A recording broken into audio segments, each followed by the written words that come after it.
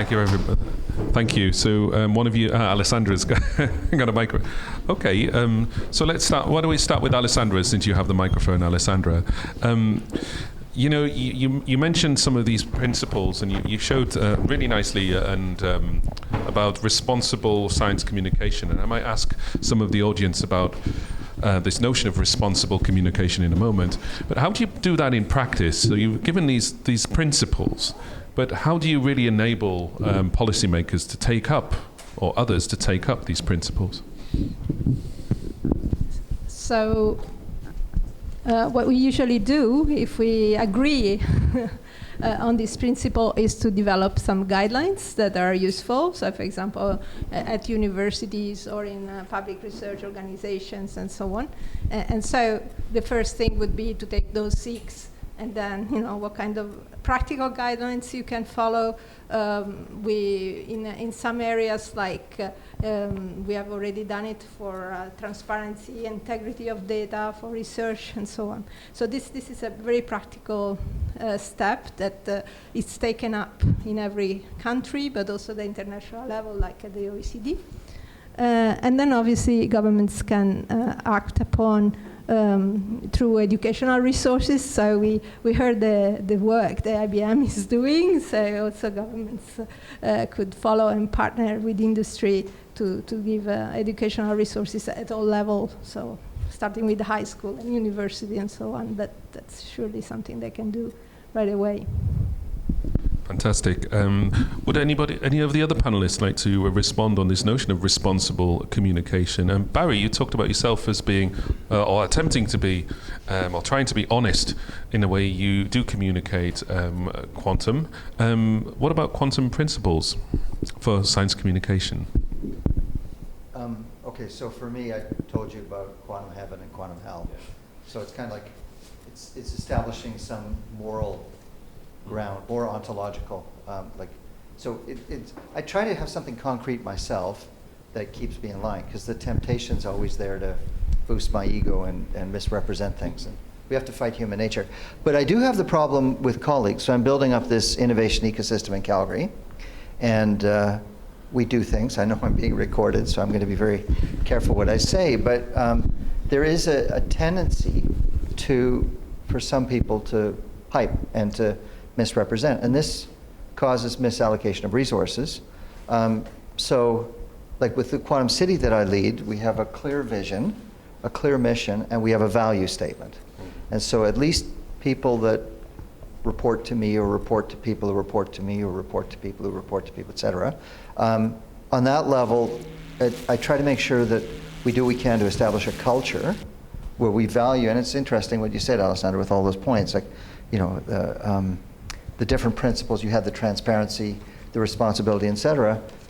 I'm coming away thinking, gee, I can write our value statement even better after what you said, but we have to develop that culture where we have these principles articulated, and then the idea is really to fight human nature and be honest. So that's, my take is, you have to instill a culture that you value honesty and transparency, and not winding up on the front page of the New York Times.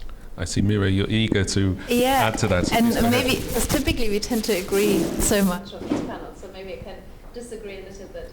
In particular, heaven and hell. Well, heaven and hell, and purgatory. Not at all religious, and I think that has been used for all the wrong reasons. But I also disagree with we having to find human nature. I would say, from the experience I had, so what I did at IBM is that I built the Responsible Quantum program, essentially there. And what I noticed there is that actually it is more about having institutions not kill human nature and encouraging human natures to survive within institution, disrespectful of kind of institutional logic. And so what I mean by that is that the way we built the program was in a participatory manner. So we said it would be useless to have a responsible quantum program if the ethicist or the philosopher came in and said, these are good principles, follow the principles. And it would be clear that people would say, well, why should I follow these principles just because you say so? So instead what we did is that we did interviews with our all of our scientists, our business leadership, our outreach leadership, and sort of really interviewed the organization on what their values were. And the reason I'm saying we don't need to fight human nature is that actually these interviews were incredibly heartening, and I can't kind of, they were confidential, but what I can say in a general term is that I noticed that in sort of a closed 101 setting, everyone was very clearly putting so much work into working weekends and working a lot on quantum computing for all the right reasons. Everyone I spoke to wanted quantum computing to be developed for societal use and wanted to ensure that it's not just for commercial benefit, and that also a lot of them didn't want to work with the defense industry and were really worried about the hype. A lot of what came up in each of the interviews was, are we overselling, are we overstating? So that was an individual, closed, confidential interview. So I think the human nature that I saw is the one that needs to be encouraged. What then happens is that when power dynamics, and so actually we define responsible quantum as quantum computing that is aware of the power of its effects. So I think we need to bring power into the conversation, or power does to all of this. So once individuals become part of an institutional logic holds, once you're part of a team, it's your job is depending on are you fulfilling this project? Are you developing? Are you working with X client? Are you as a business developer, are you making deals, and are you making the incredibly unrealistic targets that are being set for you? Then stuff that human nature unfortunately changes. So maybe the point where we can agree is that how do we human nature so that it resists the change that is meant to be put upon it by an institution. Okay, I see Jin-hee would like to say a few words on this. Okay. I think the misconception of the quantum mechanics and more, such kind of thing, Schrödinger case, that kind of thing is not, I am very optimistic about that kind of thing. It's not a big concern because it present in the past days and it exists in these days. But what I'm worrying about is the future of the quantum computing. People believe that the quantum computer is in our desktop type, okay, and it can solve most of the human problems, including energy, defense, security, that kind of thing. But we know there is a limitation. The quantum computing can solve the issues, and there are few algorithms known as algorithms which can be quantum supremous than classical computer. So we try to dissolve these issues. What exactly could be the quantum computer like? I don't believe all the people can get their own quantum computer in their home. It is improbable, I guess. So we try to hard what quantum computer could do and what quantum computer cannot. I guess in the near future, I guess the quantum industry can exist or not. For example, in quantum 1.0 era, there is many discoveries, such kind of the semiconductor, but nobody tells it is quantum. The semiconductor industry is based on the quantum mechanics. There is an energy gap, but nobody tells it is a quantum industry, the semiconductor industry. Also, the optical fiber is could be quantum mechanical, but nobody says it is optical industry, not quantum. But what could be in the quantum industry in the future? If it helps the semiconductor industry, it is called the part of the semiconductor industry. So I'm not sure the quantum industry exists alone in the near future. So, yeah. So thank you, Jin-hee. I'm just going to summarize a little bit and then throw it back at the panel. And please, audience, I'll start looking. And if you have some questions, I'll make a note and we'll open the floor. So, Alessandra, you presented some guidance on responsible communication. Barry, you started talking about building a culture, encouraging a culture of responsible communication with your heaven, hell, and maybe you have a wall of shame as well. That would be really great. I'd love that. Mira, you pushed back a little bit and said, well, it's not about individuals, it's about institutions, right? So Barry, you talked about hype. And I think institutionally that hype is encouraged when in the world of research in terms of gaining grants, or maybe it's a slippery slope, right? And this is where I'm going. One point is institutions, the funding institutions, let's say, encourage hype almost as a battle for funds. And so there's an issue about managing that. Mira, you talked about individuals wanting to be responsible and communicate, but they're part of a culture, an institution, which may have to change. And Ginny, you talked a little bit about science communication, about what quantum is and what it can do. You're not worried about that. But thinking about quantum futures is a bit of a challenge. And this is where I'm a bit, I have a question for all of you, isn't there a tendency to slip into hype and imagination and unbelievable fictions about the future? Is there an issue about positioning those fictions about the future? Perhaps we have to be responsible about that. But it's very difficult because we're imagining the unknown, right? So does anybody have a comment on that? Well, I'm not sure it's the answer to your question. It has to be the answer, Amber. Come on, give me the answer. But a answer relates a little bit to also the way you're kind of creating a reinforcing cycle in which you keep on creating and recreating this hype cycle by also creating this idea of yes, there is something that's called the quantum computer, and then showcasing all the kind of timelines in which it will develop, but then creating uncertainty. You don't know when or which one will win. So then, of course, it's a reinforcing cycle because you don't know when it might happen, and then you kind of reinforce this idea of also, but you should prepare. And you should be worried for what it might be implicating for you as an organization, or you should prepare and grasp the opportunities it's grasping. And these three mechanisms kind of reinforce this cycle of hype every now and then. And somewhere I think there's a need to break this reinforcing cycle. And then you can finally go beyond this hype idea. So what you're saying is responsible communication, yes, but we also have to understand the dynamics of communication and its ramifications. So a real reflection on this, and that it does have power and it does shape behavior. Does anybody have a comment on that? Barry, I see you moving.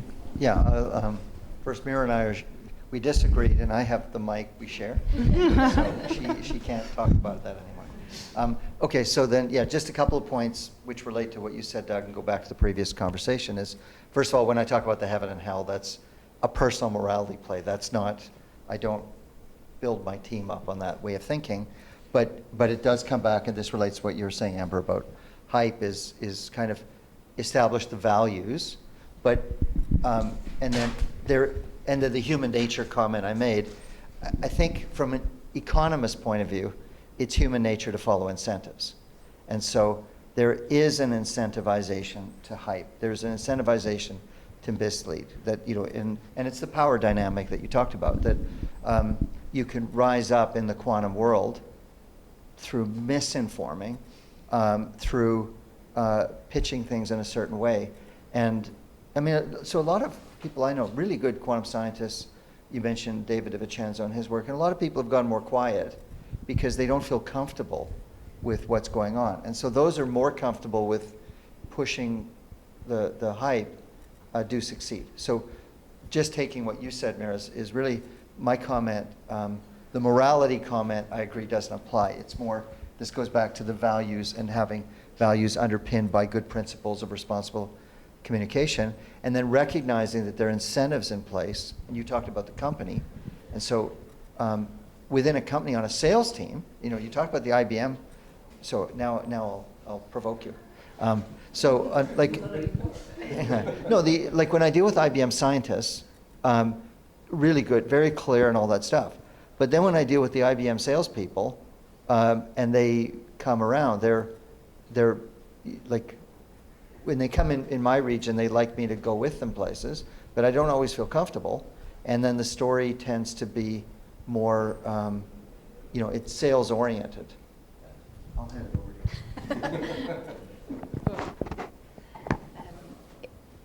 I think that I would just say, observe how many and if any scientists from IBM accompany those salespeople, and that'll tell you a lot. So I think that's just left there.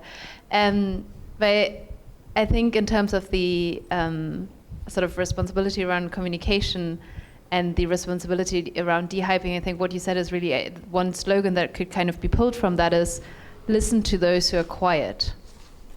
And I think that's I see Quantum Insider here in front of me. I think that is where, and unfortunately I have to make this broad now, but where we also need to be realistic about and I think Alessandro, you had this on your slides, the media dynamics. I mean, what we've seen this February, again, after the quantum community already fell on its nose once with quantum supremacy, saying it so that we also all remember, also fell already once for Majorana, fell again. And I mean, I think it was beautiful. I remember very vividly with my sort of scientist colleagues being in, the Twitter, and no, it's not Twitter, but the social media threads around, like, getting through the Nature commentary of that publication, seeing what was actually being commented, seeing that Nature was saying themselves that there wasn't enough data, and also for everyone waiting for what was being published at APS and so forth. And of course, none of that was in the media, was in the Wall Street journals, was in the I don't remember what the Quantum Insider published, so I'm not going to make enemies right here in the room. But I think that is incredibly problematic, that what you were saying, that the mystery and the hype and the sort of that creates such attraction, and this kind of almost clickbaity ways the media functions, that we kind of we need to go, not only do we need to educate scientists to talk better to policymakers to kind of understand better what to fall for and not, but we almost need to educate or find better media outlets, and unfortunately that's a general problem we're having, not just with quantum. So I think there's this element of also the dynamics of the media around it. Just to say, let's remember the bubble bursting, right? So if we create too much expectation that has not grounds, we have to think about the cost of miscommunication and what that can do to trust in science and technology. So we have to be very careful. And I was thinking whether, what's the role of industry into that. So I saw that IBM was putting out research. It's very important that everything is transparent and documented, and I think they're doing a serious job. So is there a role for having some kind of private sector guidelines on putting out things, on communicating around quantum, so that you can understand quickly if this communication is seriously grounded or not? Everybody can, not just the experts. So is that something that IBM can lead on, but others can also? I think this is interesting in terms of best practice guidance. But Barry, you mentioned incentives and disincentives. It can be to Barry, it can be to everybody. So Barry, if you want to answer, it's with such guidance, does it require incentives and disincentives for that to be followed? I'll do first now. I think that's a general issue that all of us who are involved in the sort of responsible or ethical side of things is that we need to get a good return on invest on ethical behavior. And I think actually Sung-Wook Yoo, who's a professor of philosophy at Hanan University and also very involved in sort of quantum ethics, he advises UNESCO, he says it very beautifully. He says that behaving responsible and also having responsible business practices is the only efficient way. Because if you think of the social cost, and I think that's also what you're alluding to, Alessandra, the social cost of not doing that, that is incredibly inefficient. So I think as a logic that I notice nodding here and there, so as a logic that makes sense, but unfortunately what we need to do in order for businesses to kind of follow suit with that is we actually need to do that formula. We actually need to show that the return on invest on ethical or responsible, whatever you want to call them, business practices is net positive and not as it is perceived net negative. So I think it's a call to action for all of us to develop that ROI on ethics. Maybe my addition would be, it would be addition, not an or. And that's related to my talk when I argued for also a close consideration of the societal context in which you actually implement the quantum technologies and the quantum innovations. And this comes really close when you're talking about the applications that they are pushing for the quantum technology to show proof of concepts and these kind of things. And then you enter the more societal realm, and there are people that also have specific demands and desires that they want to resolve, and they are maybe not quantum related, but you can actually find your matching point between this more STI focus and the more societal demand-driven questions that are out there, that actually might find a beautiful combination that builds the bridge between the worlds, rather than just sticking with the idea of a bridge between those worlds. I argue then, of course, it would be most beneficial if you build the bridge together. Yeah, I guess one of the key things that springs to mind about this edition and thinking about these different consequences as well is also, you don't need a consensus when you communicate, right? The receiver doesn't have to accept what you say, but the communication needs to be robust, right? There's this idea of trust in that communication pathway, whichever one it is. There's an idea that the kind of discussion is somehow founded on some evidence. I'm still trying to get to grips with some things that some of you said. Mira, you mentioned need to know. How much do they need to know? When is enough in terms of communicating from science out there somewhere? I'm still wrestling with that one, so if you want to pick that one up. The other one is also, I'm still wrestling with my original question about futuring. You do need imagination and fictions about the future. When is it a bad fiction? When is it a good fiction? When is it a heavenly fiction? When is it a hellish fiction? Do we have the right to imagine, or should we be modest? Should we be humble? Sorry, Mira. Should we not hype? Maybe it's more of a balance as well. I'm not sure this thing works, but I'm trying. It does work, yeah. Because when I argued for the more demand-driven use cases, quite often they are not necessarily in the imagining wild space. They are kind of grounded in where we are now, and where there are societal challenges with societal bottlenecks, with technical bottlenecks. I mean, societal challenges that demands technological solutions as well, and that kind of drives a certain way of imagining that is more directed in that sense. But I do not necessarily say that is all that you need. Yeah. And that also for quantum technologies and their more imaginative future long-term implications, they should remain valuable and relevant. So this is fantastic. Before, Alessandra, do you want to comment? I'll just make one little response and I'll hand over. So in a sense, you speculate, but it's controlled speculation, right? It's based on certain ways of thinking, traceable logics, some ideas, and it plays a certain role. And I guess more science fiction, imagination plays a certain role and should be taken based on that role, I suppose it plays. Please, Alessandra. If it's speculation, it's not reality. So it's communicated as speculation, it's perfect. I think it has a big role, engaging in this participatory process with society and thinking forward, because that helps driving the future application of quantum or other technologies. So if we really want to have quantum for good, for health, for addressing some of the challenges of the world, we need to hear society. So we need to create these spaces of dialogue with society. And since quantum, it is a bit of a technical field, that's where the communication, dumbing it down a little bit, helps to engage the society and think about futures. So these techniques are perfectly good, I think, because people realize these are speculations. Thank you, Alessandra. It is my job at the OECD to do foresight, so thank you.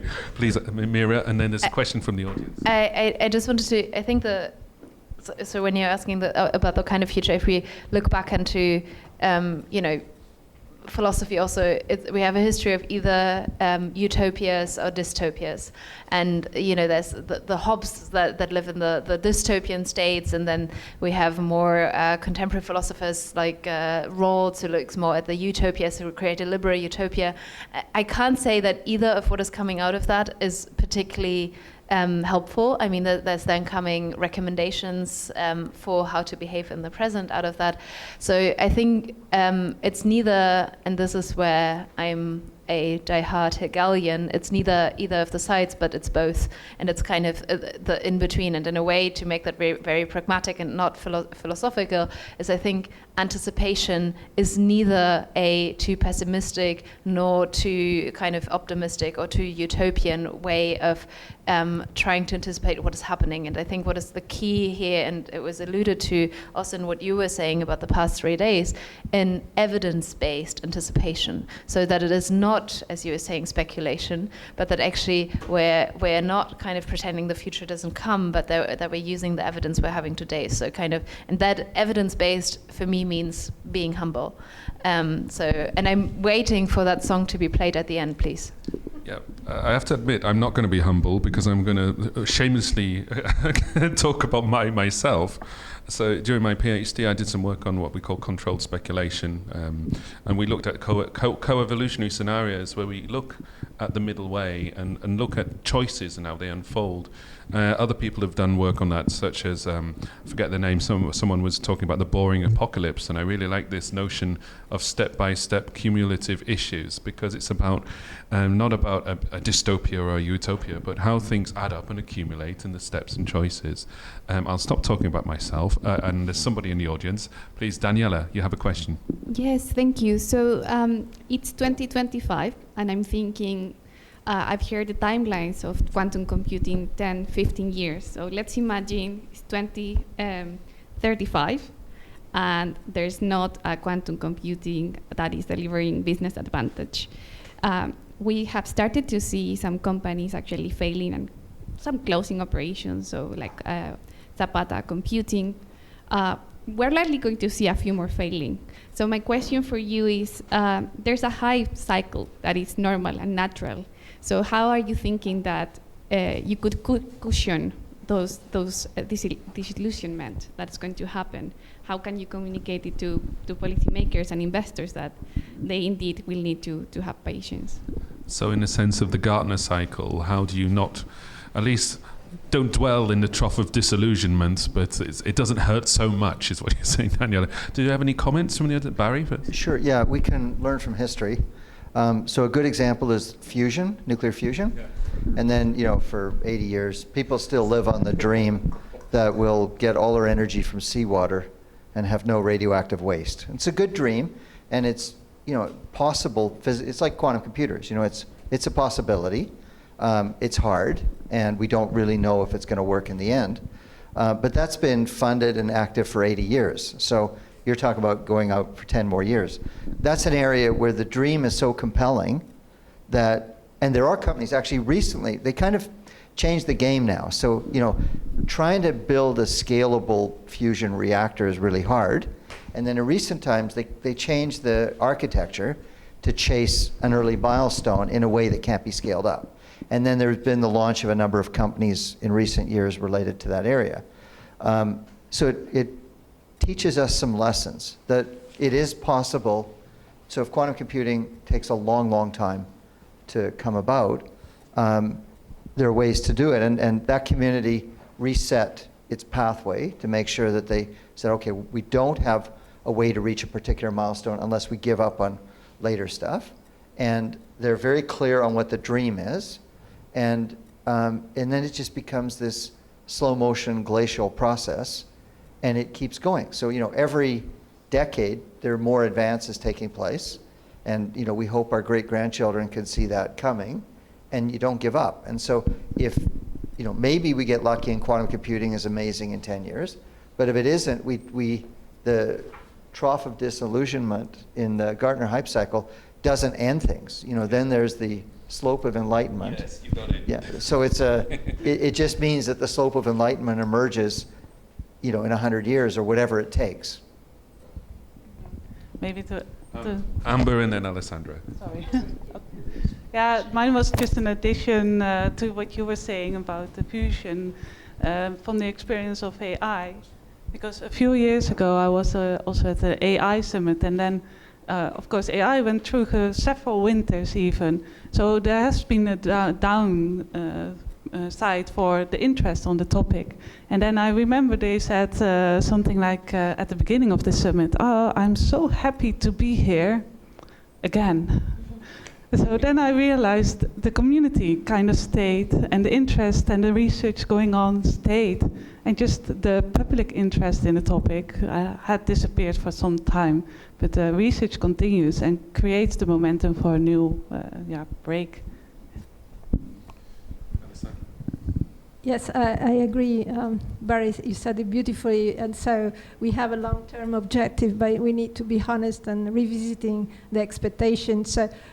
For industry develops these roadmaps, right?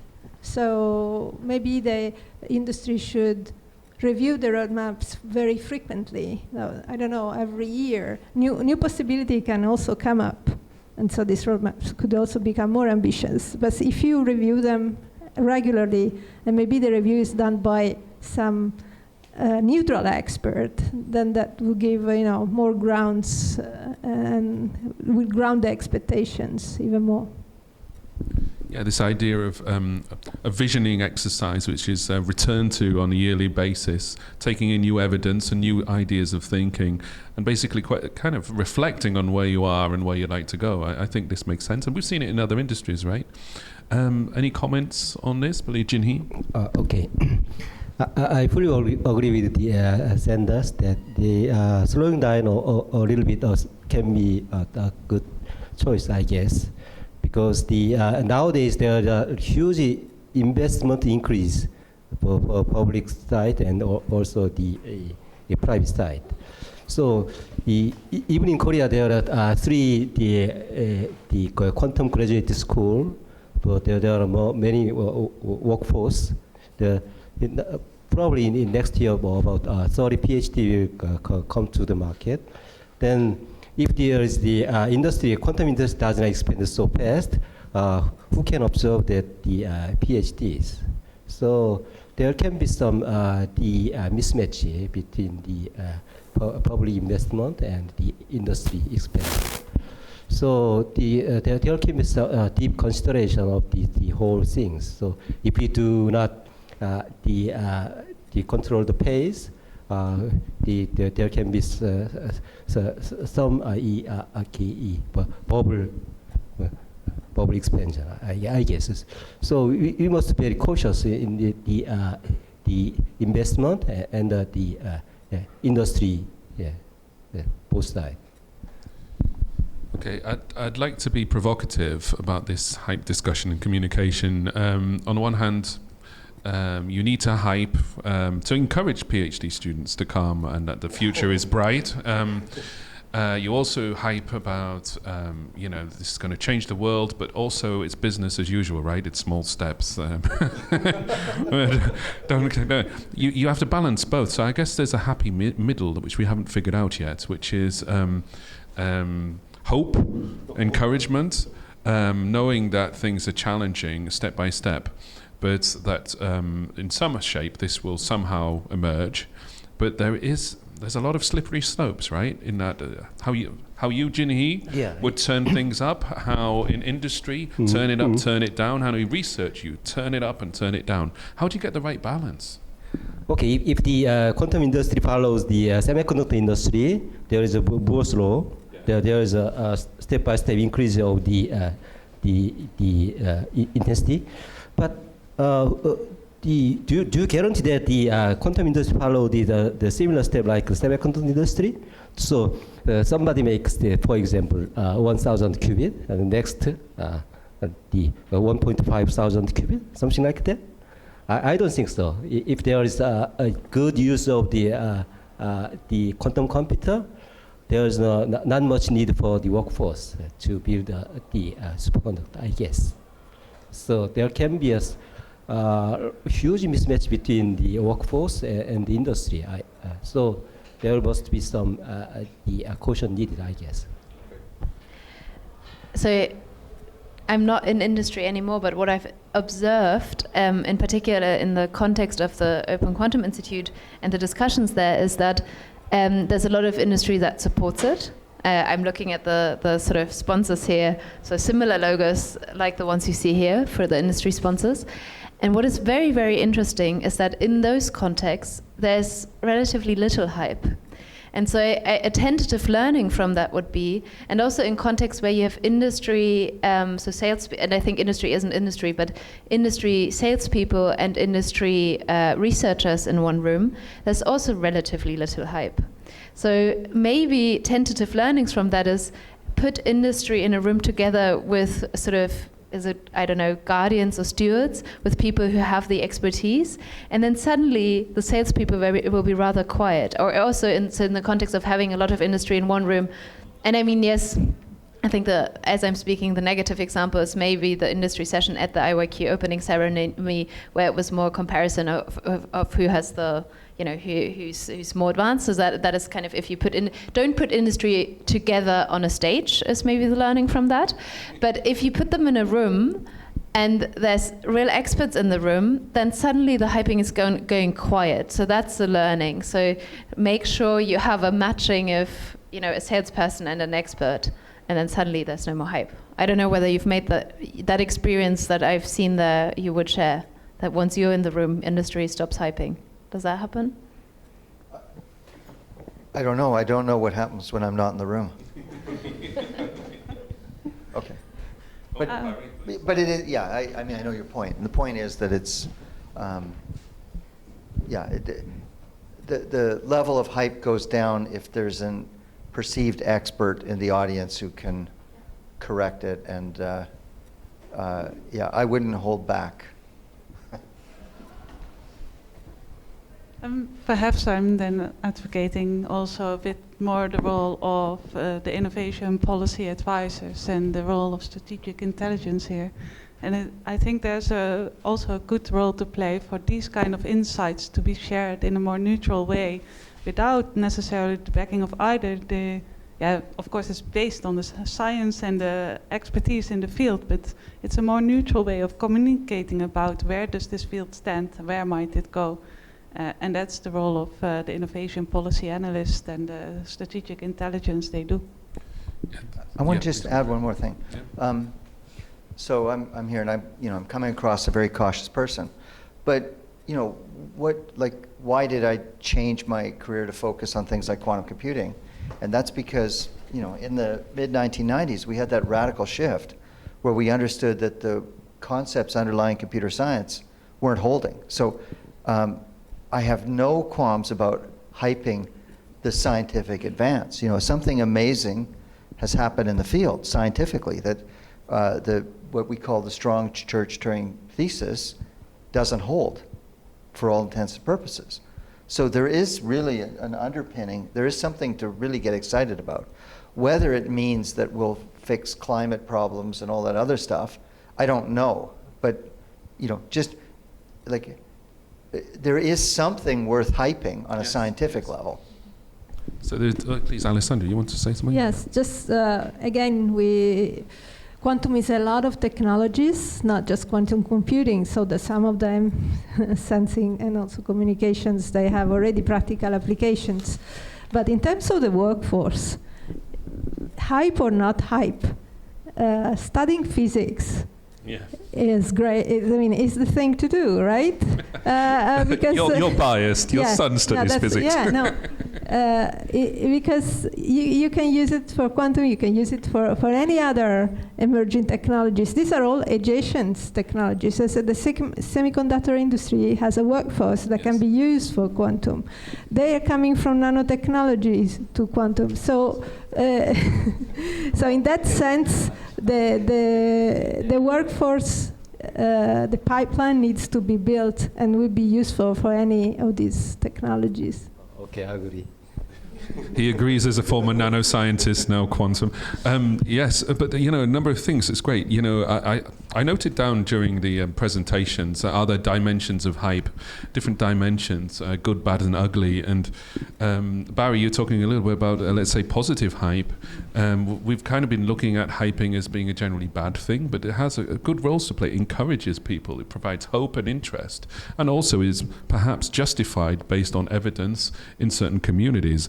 So I think one of the things to take away is really to unpack hype in terms of these different dimensions of how it plays a role, how it can inhibit and have effects over time. I think, Amber, I love what you said because my job is strategic intelligence and I love endorsing it.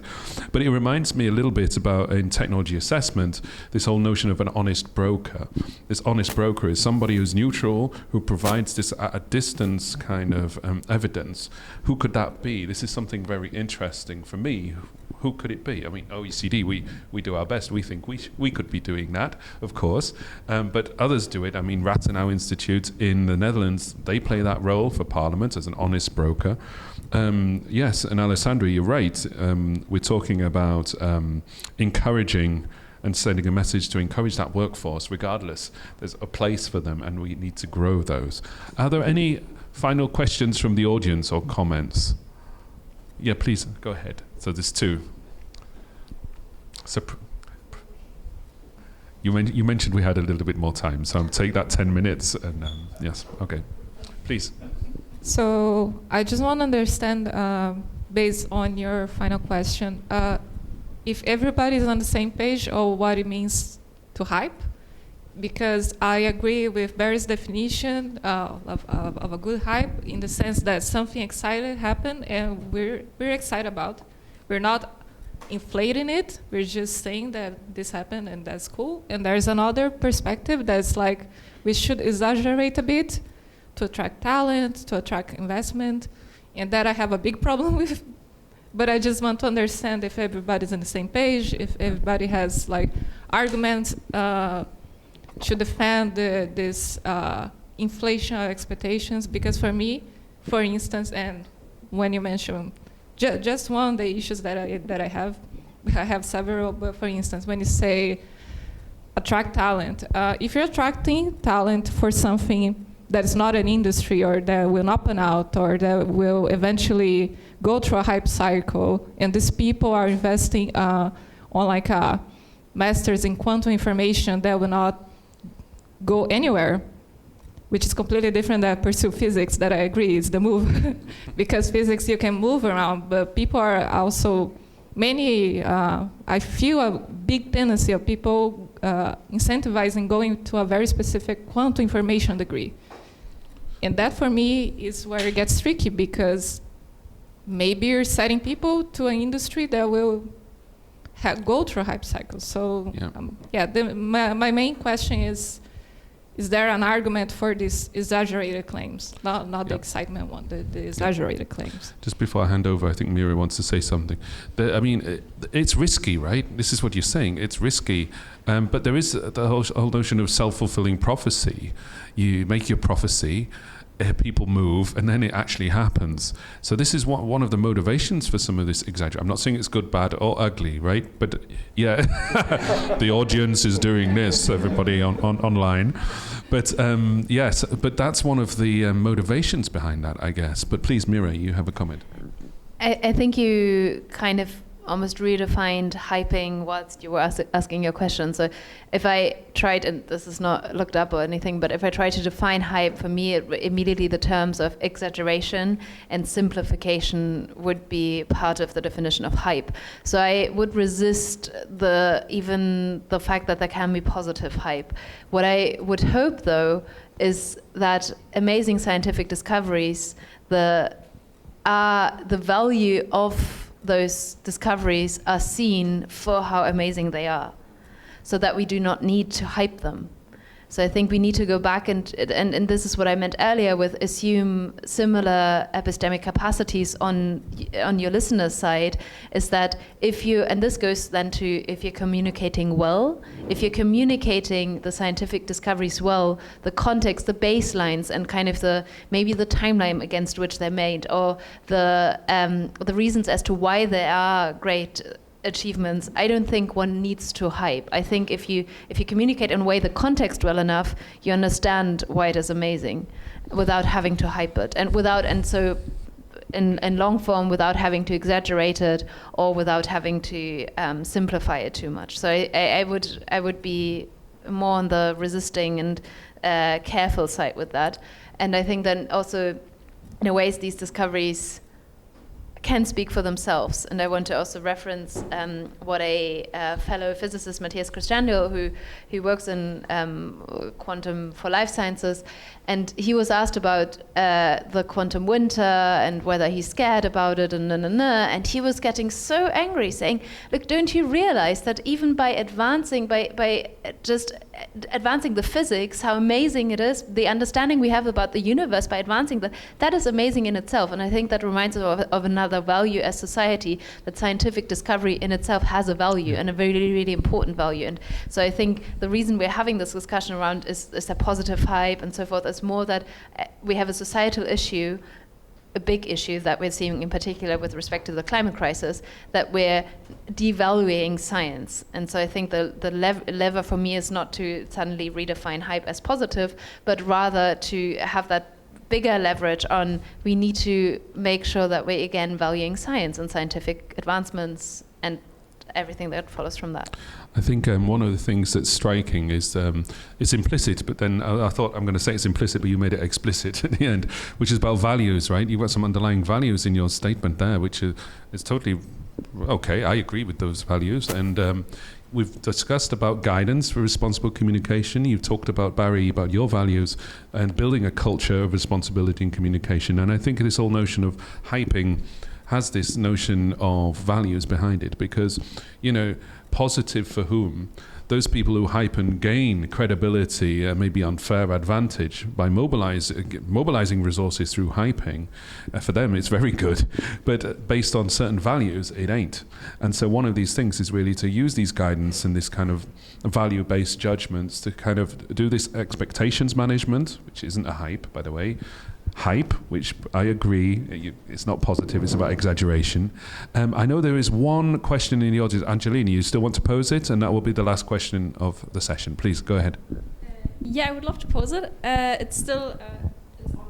You've got to hold it closer, that's all. Okay. Oh, it works. Nice. It's fortunately completely tangential to the ongoing discussion. Apologies for that. This is the last question of the day. Go for it. Okay, let's open that can. I think in the very early phases of this discussion, Barry mentioned that, you mentioned that you give policy, or you give advice on, for example, investment or innovation management, and that this advice is sometimes not being taken, although I would dare to say that you probably qualify as one of the technical experts that could actually be considered quite reliable in giving advice. So how does it come that that this advice is not being taken on occasions? Well, okay, so I'll tell you what happens. There might be a fund that's set up for quantum or some other thing. I don't want to get too specific, but a fund is set up, it's got a particular scope, and then that's used to raise money. And then a question can come to me, assess whether in the space, you could talk about neutral atom quantum computing or superconducting or photonics. So they might say, we want to, our portfolio needs to have a certain partial investment in that particular area. And then the question will be, is this, if we put money in this company, is it the best for that portfolio? And then of course, what does best mean?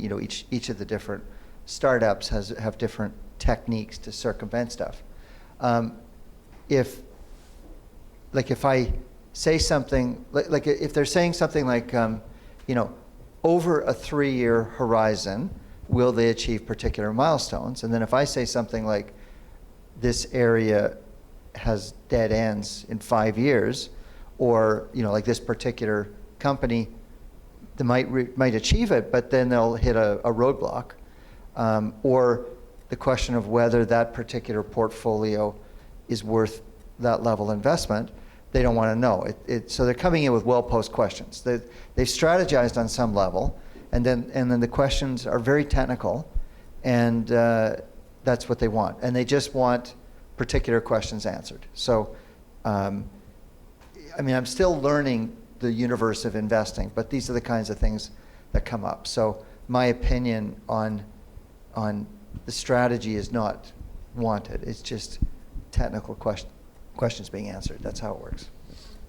Okay, so we're at the time. Does any of the panelists want to say a final remark, or are we done? Any burning desire to say something?